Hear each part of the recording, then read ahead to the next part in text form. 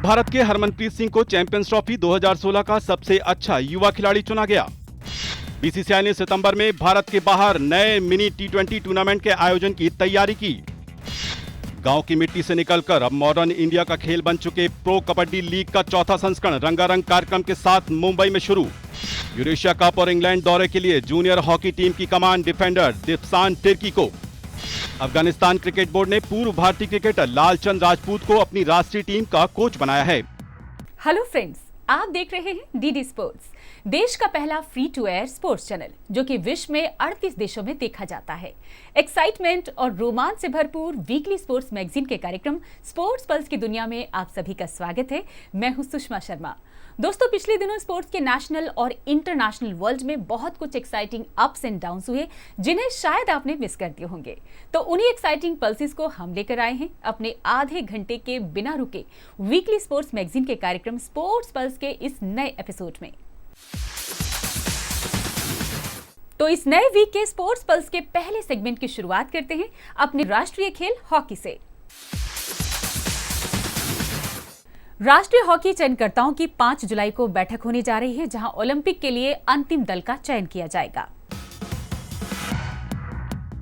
भारतीय पुरुष hockey team अंतर्राष्ट्रीय हॉकी महासंघ द्वारा जारी ताजा रैंकिंग में 5वें स्थान पर पहुंच गई है। हाल ही में लंदन में आयोजित चैंपियंस ट्रॉफी 2016 में भारतीय टीम के रजत पदक जीतने के बाद इस रैंकिंग को जारी किया गया है। भारतीय टीम इससे पहले 7वें पायदान पर थी। इस पुरुष हॉकी टूर्नामेंट के फाइनल में भारत को विश्व विजेता ऑस्ट्रेलिया से पेनल्टी शूटआउट में 1-3 से हार का सामना करना पड़ा था। हालांकि अपने दमदार प्रदर्शन की बदौलत भारत ने पहली बार इसमें रजत पदक जीता। भारत ने इससे पहले साल 1982 में चैंपियंस ट्रॉफी में कांस्य पदक जीता था। वहीं राष्ट्रीय चयनकर्ताओं की 5 जुलाई को बैठक होने जा रही है, जहां ओलंपिक के लिए अंतिम दल का चयन किया जाएगा। इसके बाद 11 जुलाई को राष्ट्रीय शिविर शुरू होगा, जो 2 सप्ताह चलेगा। इसके बाद टीम मैड्रिड रवाना होगी, जहां वह स्पेन के साथ 2 मैत्री मैच खेलेगी। फिर टीम रियो रवाना हो जाएगी। वहीं डिफेंडर सुशीला चानू की अगुवाई में भारतीय महिला हॉकी टीम ऑस्ट्रेलिया के डार्विन में हुए 4 देशों के टूर्नामेंट में कांस्य पदक प्लेऑफ मुकाबले में जापान से 1-2 से हारकर खाली हाथ लौटी। इस टूर्नामेंट को रियो ओलंपिक की तैयारियों के रूप में देखा गया। इस पर भारत के मुख्य कोच नील हागुड़ ने कहा, पूरा टूर्नामेंट हमारे लिए अच्छा टेस्ट रहा। इससे हमें रियो ओलंपिक से पहले अपनी ताकतों और कमजोरियों का पता चला। हमारा डिफेंस अच्छा रहा और हम इसे और बेहतर बनाएंगे। रियो ओलंपिक में हॉकी स्पर्धा नए प्रारूप में खेली जाएगी, जिसमें नॉकआउट क्वार्टर फाइनल राउंड होगा। खेलों के महाकुंभ रियो ओलंपिक में अच्छे प्रदर्शन के लिए भारतीय महिला और पुरुष दोनों ही टीम जोरदार तैयारियां कर रही है। रियो ओलंपिक के आधिकारिक हॉकी मैच कार्यक्रम के अनुसार पुरुषों के मेडल मुकाबले 18 अगस्त को और महिलाओं के पदक मुकाबले 19 अगस्त को खेले जाएंगे। भारतीय पुरुष हॉकी टीम 2012 लंदन ओलंपिक में 12वें और अंतिम स्थान पर रही थी। हाल ही में भारतीय हॉकी टीम ने मलेशिया के पोह में हुए प्रतिष्ठित सुल्तान अजलान शाह कप में रजत पदक भी जीता है। वहीं स्पेन के वेलेंशिया में 27 जून से 3 जुलाई तक हुए 6 देशों के आमंत्रण हॉकी टूर्नामेंट में भारत के अलावा मेजबान स्पेन, आयरलैंड, न्यूजीलैंड, जर्मनी और अर्जेंटीना की हॉकी टीमों ने हिस्सा लिया।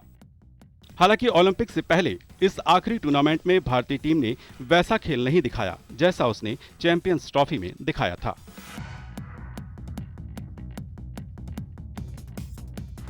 रियो ओलंपिक में हॉकी स्पर्धा नए प्रारूप में खेली जाएगी, जिसमें नॉकआउट क्वार्टर फाइनल राउंड होगा। अब स्पोर्ट्स पल्स को लेकर चलते हैं सभी खेलों के आधार खेल जिम्नास्टिक के सेगमेंट में।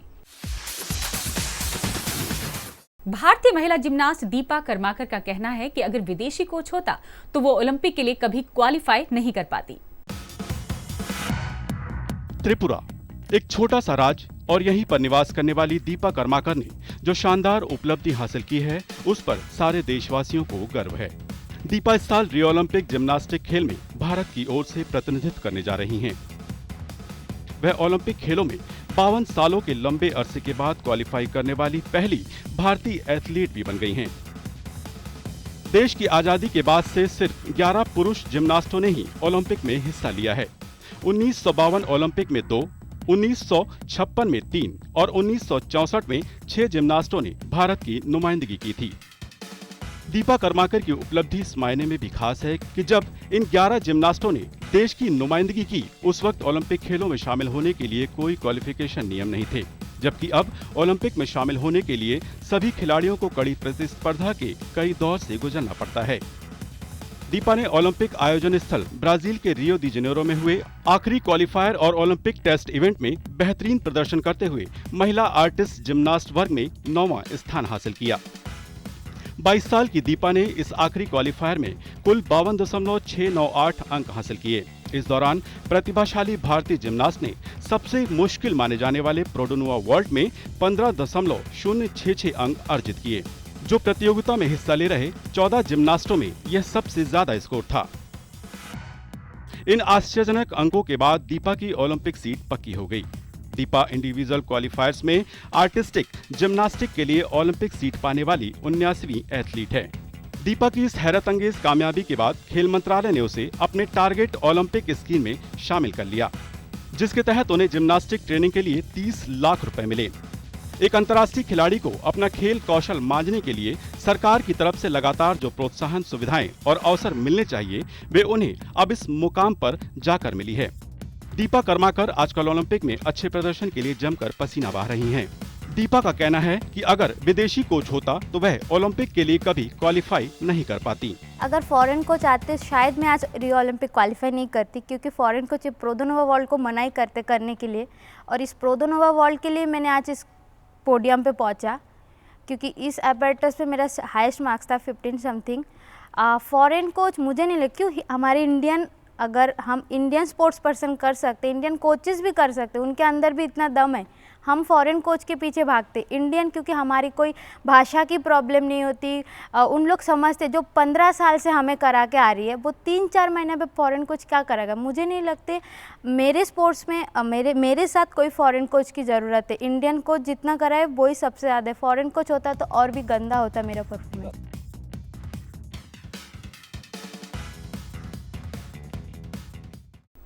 52 वर्षों बाद ओलंपिक के लिए क्वालिफाई करने वाली दीपा कर्माकर पहली भारतीय महिला जिम्नास्ट हैं। चलिए अब स्पोर्ट्स पल्स का रुख करते हैं जेंटलमैन स्पोर्ट्स यानी क्रिकेट की दुनिया में। टीम इंडिया का 49 दिन का वेस्टइंडीज दौरा 9 जुलाई से शुरू होने जा रहा है। उससे पहले टीम इंडिया एनसीए में जमकर पसीना बहा रही है। जिम्बाब्वे दौरे के बाद अब टीम इंडिया बेंगलुरु में वेस्टइंडीज के दौरे की तैयारी जोरदार ढंग से कर रही है। टीम इंडिया उसके बाद वेस्टइंडीज जाएगी और गत वर्ष भारत में श्रृंखला अधूरी छोड़कर जाने वाली वेस्टइंडीज टीम के साथ 4 टेस्ट मैच खेलेगी। भारतीय टीम 9 जुलाई से 2 दिवसीय अभ्यास मैच खेलेगी। 21 जुलाई से 4 टेस्ट मैचों की श्रृंखला का पहला टेस्ट, इसके बाद दूसरा टेस्ट जमैका के सबीना पार्क में 30 जुलाई से खेला जाएगा। टीम इंडिया तीसरे टेस्ट के लिए सेंट लूसिया जाएगी, जहां 9 अगस्त से डेरेन सैमी क्रिकेट स्टेडियम में तीसरा टेस्ट मैच खेला जाएगा। श्रृंखला का अंतिम टेस्ट मैच 18 अगस्त से त्रिनाथ के क्वींस पार्क ओवल में खेला जाएगा। टीम 23 अगस्त को स्वदेश रवाना होगी।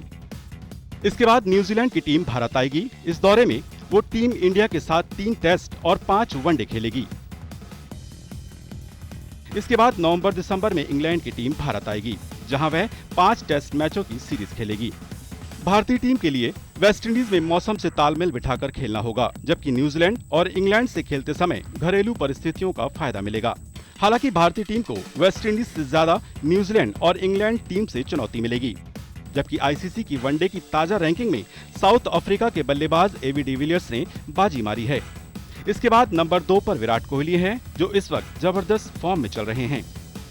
टॉप 10 में साउथ अफ्रीका के सबसे ज्यादा 4 खिलाड़ी हैं। इसके बाद भारत के 3 खिलाड़ी, न्यूजीलैंड के 2 और इंग्लैंड का 1 खिलाड़ी है।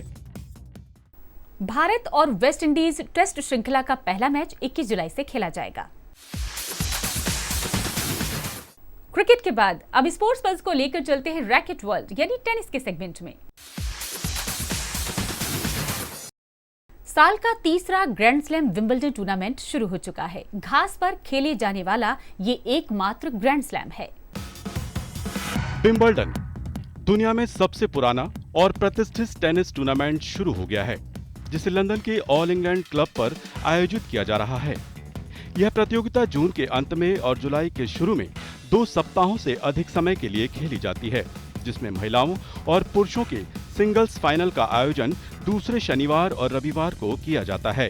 विंबलडन एकमात्र ऐसा ग्रैंड स्लैम है जो हरी घास पर खेला जाता है। पहला विंबलडन टूर्नामेंट 1877 में खेला गया था।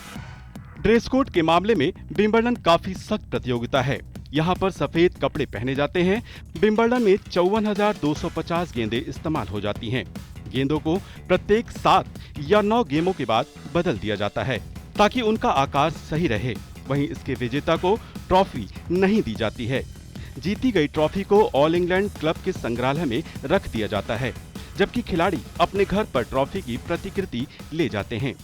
वहीं अमेरिकी स्टार सेरेना विलियम्स विंबलडन में 7वां खिताब हासिल करने और 22वें ग्रैंड स्लैम ट्रॉफियों के रिकॉर्ड की बराबरी करने की कोशिश कर रही हैं, जबकि टेनिस के दिग्गज खिलाड़ी स्विट्जरलैंड के रोजर फेडरर की निगाहें भी इस बार 8वें विंबलडन खिताब पर टिकी हुई हैं।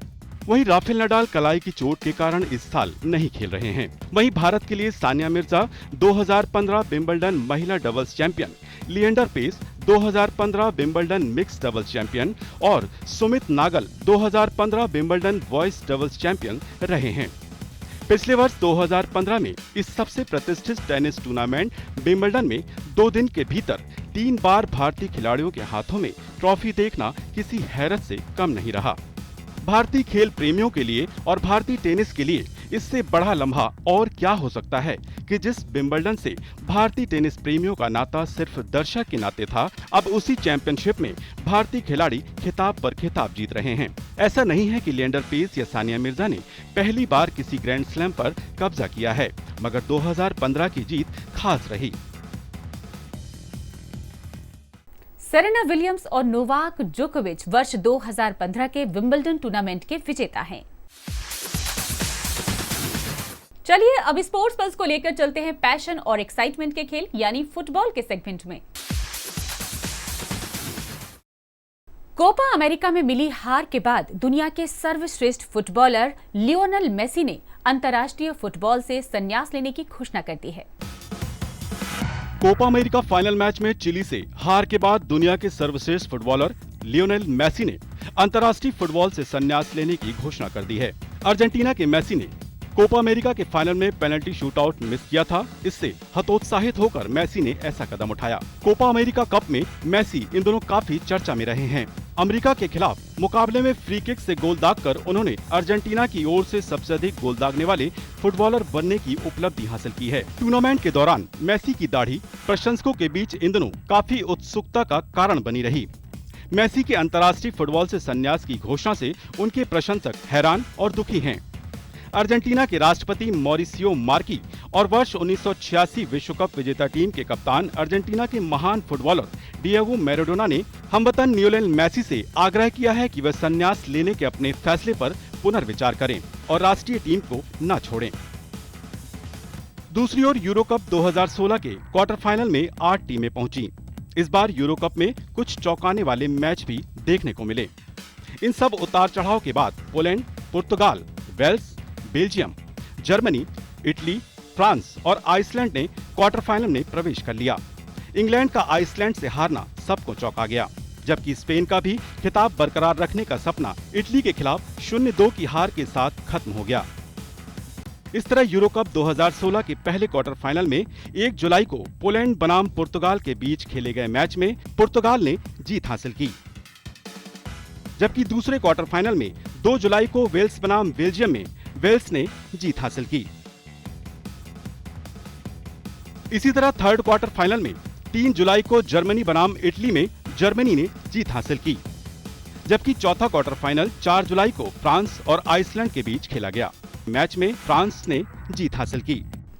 मेसी ने साल 2012 में कुल 91 गोल किए थे, जो कि Guinness book of world records में दर्ज हैं। आइए अब भारत द्वारा पंच और स्टेमिना में वर्ल्ड में तेजी से अपना लोहा मनवा चुके खेल बॉक्सिंग के सेगमेंट में चलते हैं। भारत के स्टार मुक्केबाज विकास कृष्ण यादव ने कहा है कि वो रियो ओलंपिक में पदक जीतने को लेकर आश्वस्त हैं।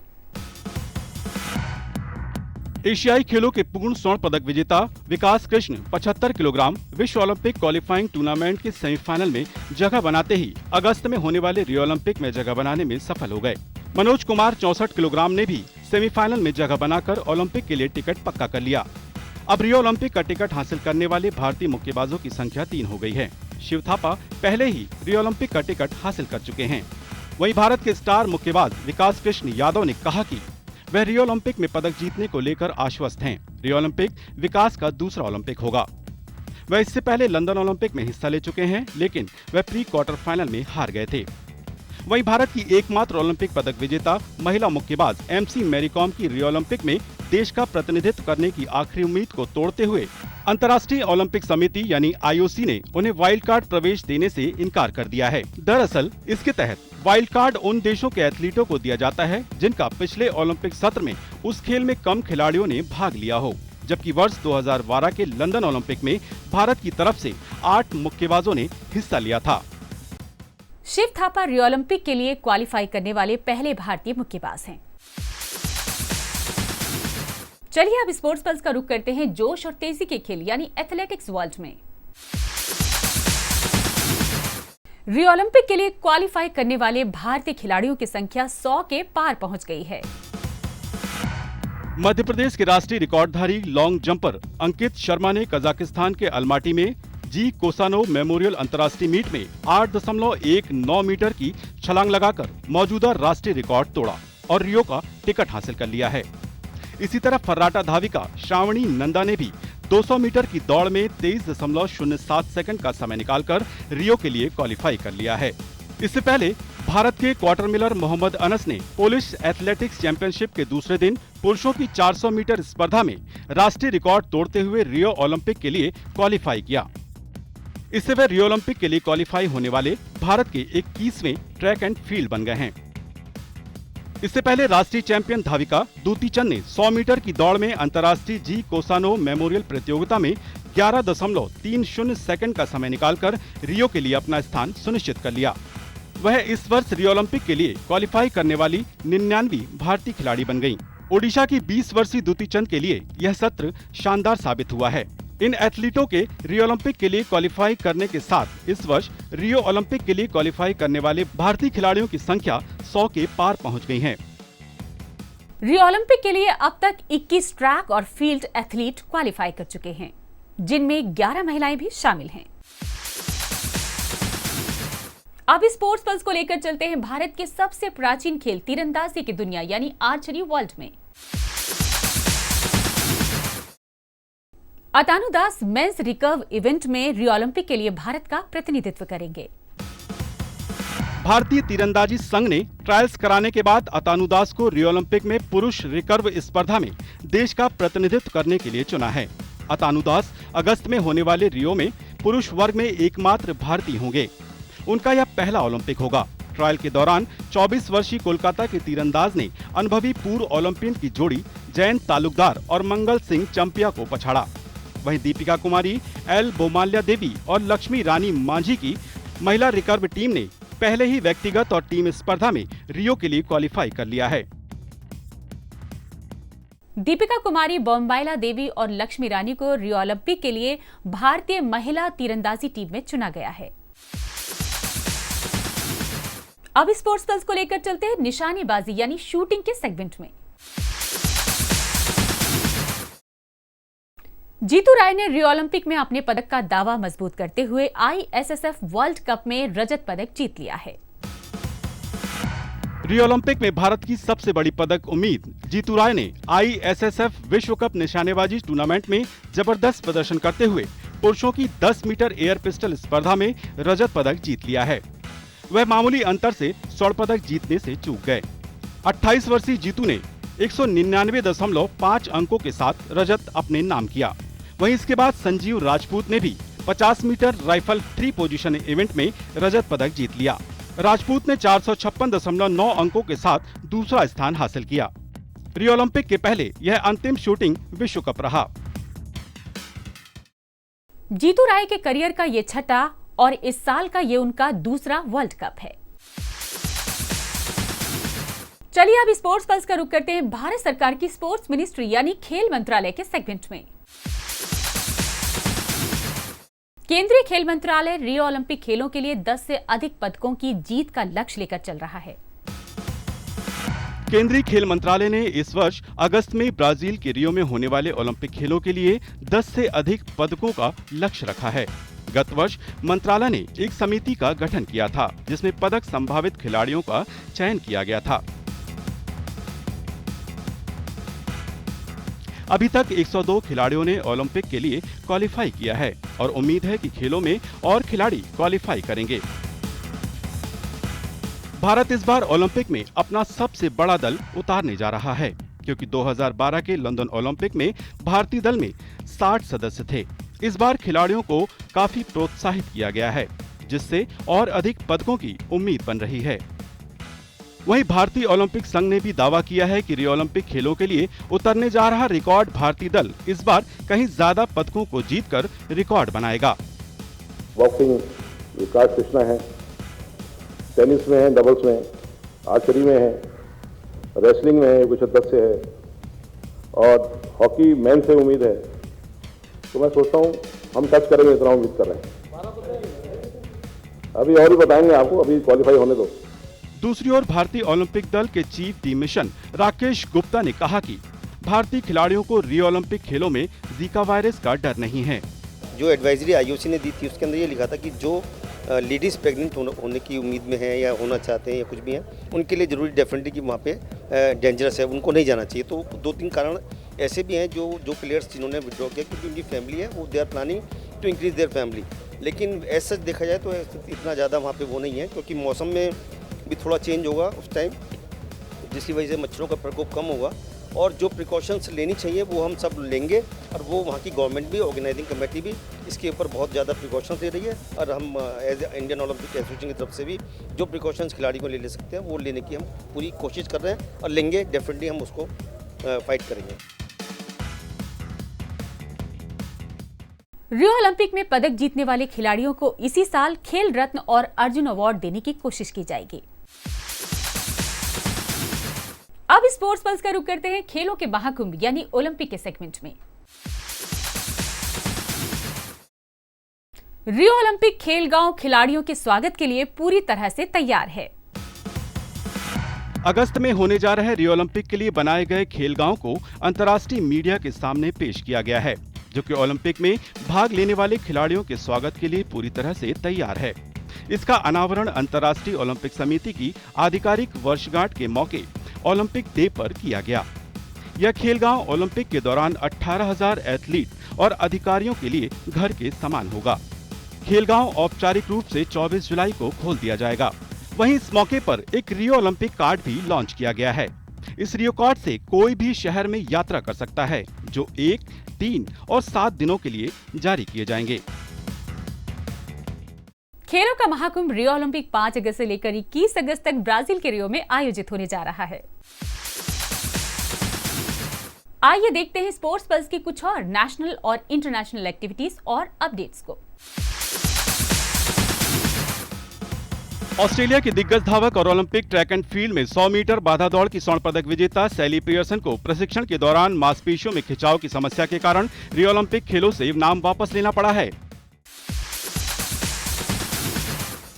T20 विश्व कप में अब खेल सकती हैं 12 टीमें। आईसीसी ने 2018 में होने वाले T20 विश्व कप के ड्रॉ में 2 और टीमों को जोड़ने का फैसला किया है। विश्व के नंबर 1 गोल्फर ऑस्ट्रेलिया के जेसन डे ने ब्राजील में फैले जीका वायरस के कारण रियो ओलंपिक से हटने का फैसला किया है। इसी तरह दक्षिण अफ्रीका की लियन पेस रियो ओलंपिक से बाहर होने वाली पहली महिला गोल्फर बन गई हैं।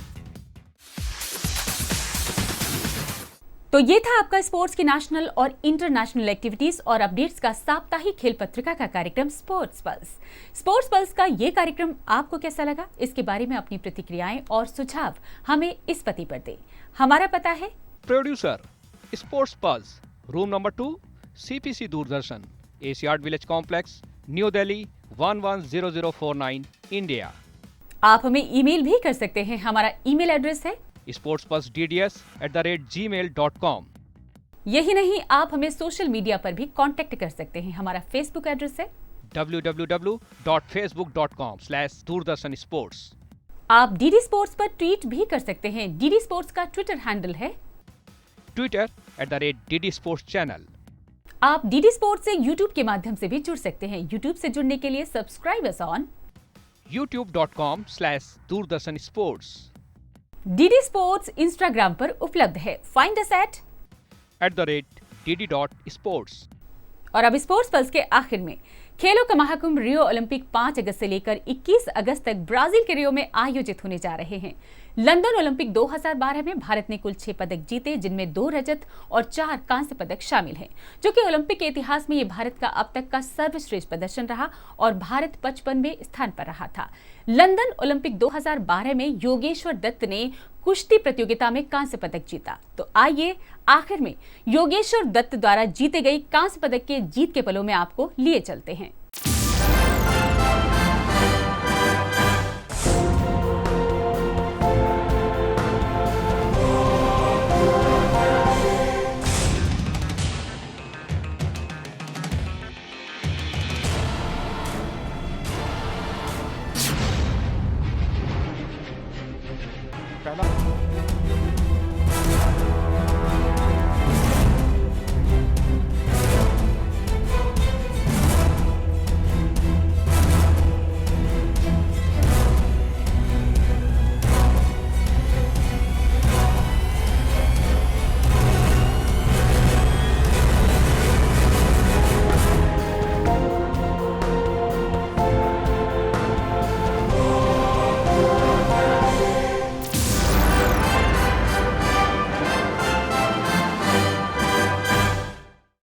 अगले सप्ताह आपसे फिर मिलेंगे इसी दिन इसी चैनल पर और इसी कार्यक्रम में। तब तक के लिए स्पोर्ट्स की नेशनल और इंटरनेशनल एक्टिविटीज और अपडेट्स के लिए आप देखते रहिए DD sports. Stay always with DD sports. Have a healthy, happy and sporty week ahead. Be sporty. नमस्कार। जय हिंद।